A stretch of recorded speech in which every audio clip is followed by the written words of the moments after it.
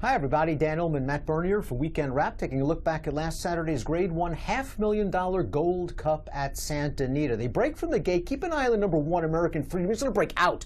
And boy, the number 2 Follow Me Krev, who ends up running a really nice race, takes all the worst of it. Yeah, he got slammed pretty good, and American Freedom did his best Bayern impersonation, just taking a right-hand turn out of the gate. It changed things a little bit, but it's also worth noting. Keep in mind, Follow Me Krev is a one-run closer, so all right, he got slammed. But he probably would have been back there to begin with anyway. Meanwhile, American Freedom is lit up a little bit down towards the inside under Martin Garcia, and they're going a very good clip. I wonder if he had to do it over again, he wouldn't be dueling with the 70-to-1 shot Prime Attraction. I wonder if, like you say, you take back, sit the pocket, and say, I know I'm better than Prime Attraction. Maybe we can take over from there. I feel like at this point he knew he was committed, and you got to go on with it. Midnight Storm coming off such a disappointing effort as the big favorite in the Oaklawn Handicap. It looks like he's in a pretty good spot. Now, maybe rating off of horses is not his best game, but you can't complain about this trip. No, it's working out very well, and I agree, this probably isn't his ideal running style. He'd rather be on the front, but it's not as though he's incapable of winning from here. There were a couple of things that went against him, though. I know he had a beautiful trip, but this distance really is not what he wants. A little bit too far. We'll see in the stretch. He hops back to his left lead. That last furlong, very texting for Midnight Storm, who's now going to go after American Freedom. I think he felt the looming gray shadow of Cupid on the outside, and Midnight Storm might have had to move just a little bit too early as well. He probably did, and you know what? I think even if this horse didn't have a problem with the distance, I think Cupid was just going to get him this day, because you see him right now looming up on the outside. This was a very, very good, impressive performance from Cupid. Midnight Storm's going to take over for a brief instant from an exhausted American Freedom, but Cupid is just traveling so sweetly on the outside, and what a training job for Bob Baffert. This is Cupid's first race since the Pennsylvania Derby on September the 24th, and Baffert had him ready to go 1.25 miles. He's still a little bit goofy. Yeah, you just saw he was a little bit late to change leads. Follow Me Krev trying on at the end, as well as Hard Aces, who's going to get up for third, but Cupid doesn't slow down at any point. He goes on with it, and like you say, first start in 8 months, you go out 1.25 miles against Grade 1 company and you run like this.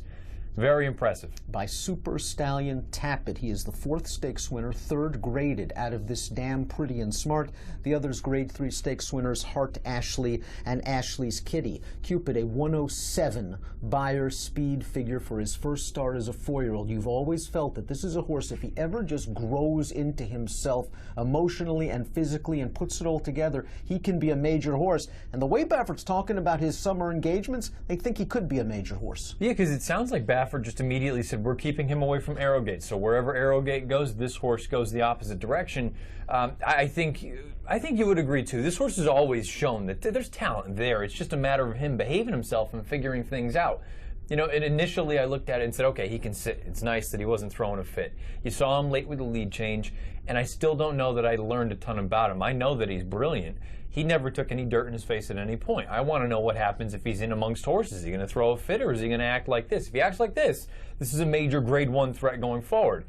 He's going to need to still prove it to me, or you know what, maybe he's going to be put in a position where he's not going to have dirt kicked in his face, but I'm still a little bit curious about that. I tend to agree with you, because while he was brilliant, it was great to see him come firing back Certainly. off of the layoff, and now it looks like Baffert's saying maybe Whitney Woodward Road, take him to Saratoga, away from Arrowgate, who's currently training in Southern California. He's obviously the big dog, not only of the barn, but of the division. But you couldn't have drawn up a better trip here, where you have a very fast pace. You've got American Freedom dueling with a 74-to-1 no-hoper and a distance challenge Midnight Storm in 3rd, and you're just getting able to relax in mid-pack by yourself in 4th. It was a great trip and a great situation for Cupid. I need to see him do it again, but boy, he's trending the right way. And I want to make it clear, it's not that we're knocking the horse. No, not at all. It's just, you know, he had everything work out perfectly for him. Now what are we going to get when you have to overcome a little bit of adversity?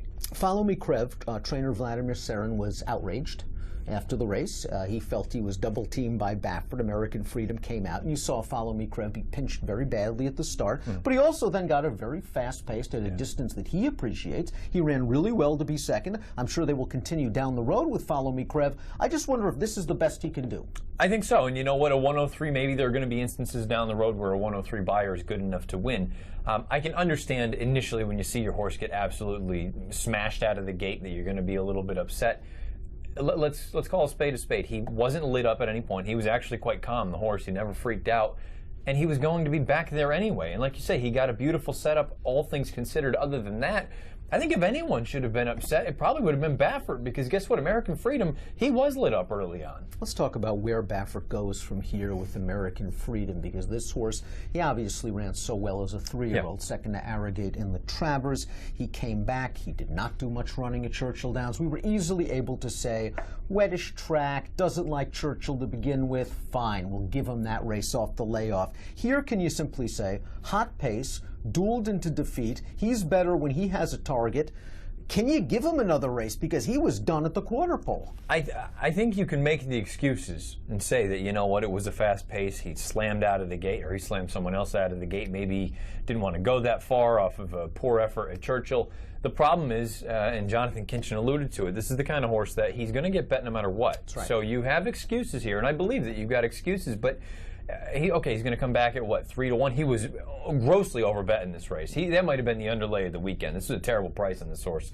I think there's still something here. I don't want to give up on him entirely, but from a gambling standpoint, he's not that interesting. Of the pace horses, Midnight Storm finished best. He briefly took the lead at the quarter pole before being completely swamped by Cupid. But again, that last eighth of a mile was very ugly. He was an exhausted horse, changing back to his left lead very, very late. I think this horse needs a little bit of a break, and when the connections regroup, get him back to what he does best. And he's a very nice dirt horse at middle distances, but I want to see him in a mile on the turf. Yeah, it's going to be an interesting thing to consider as well going forward, because even if they were really just gung-ho about dirt, you've got Arrogate sitting there. It's not like all of a sudden it's going to get easier. So you go back to the turf, whether it's a race like the Eddie Reed, I believe it's opening weekend at Del Mar, a mile and an eighth. I still think he may be a bit better at a mile as opposed to a mile and an eighth, but you can try that, and then at the end of the year, he's probably not a Breeders' Cup type of horse.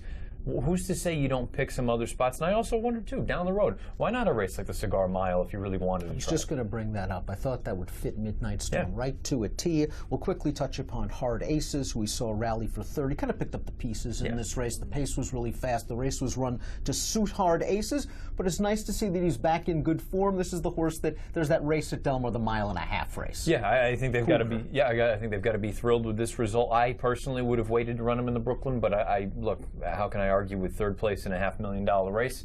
The old boy just shows up and runs. He's probably not, grade 1 caliber and quality at a mile and a quarter, mile and a half, mile and 3/4.